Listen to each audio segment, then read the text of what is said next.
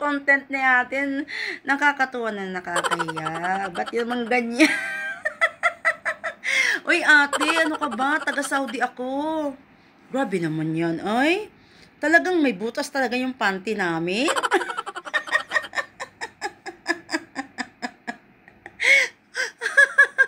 At talagang totoo pa talaga ha, yung panty na binibili ni madam. Ganyan talaga ang binibili ni madam sa amin. Ang mahalaga doon ay may panty kami. Pero yung may butas, Oh no! parang yung iba nakaka-relate kasi syempre kapag bumili si amo ng panty, doesn't na po. Eh ibig sabihin yun, isang taon mong gagamitin.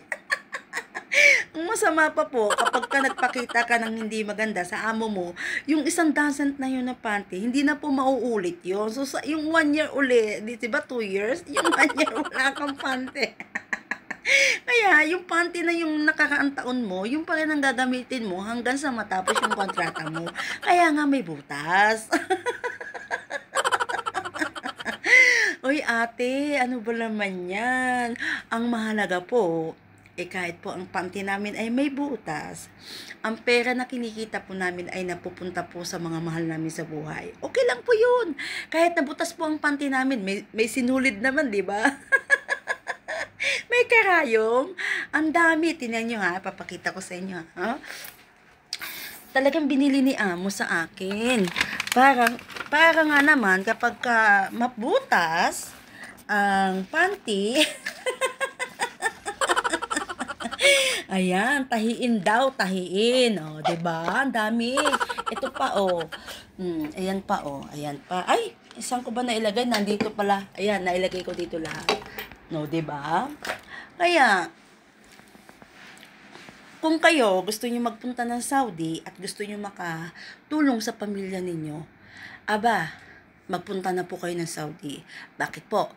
Unang-una, lahat po ng mga personal hygiene po ninyo ay free po kay madam. Pangalawa, free po kayong wifi. Pangatlo po, only food po kayo. Wala kayong bibilhin na kahit ano. At hindi po ikakaltas sa sahod ninyo. Pero, yun nga lang, dahil nga sa meron kang personal hygiene na binibili ni amo at saka yung mga pantulog mo, panty mo, lahat po, all around.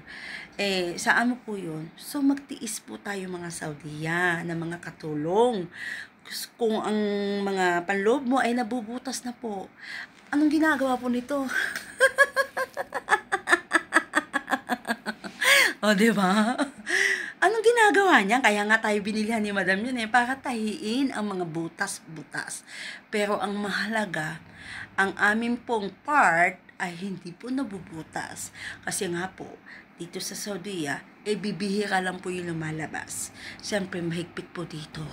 At hindi ka po makakakita dito sa Saudiya na sexy ka. Yun lang yung napanood ninyo, yung na-viral yung dalawang babae na naka-orange na crop top. Ayun, nasa kulungan po ang bagsak.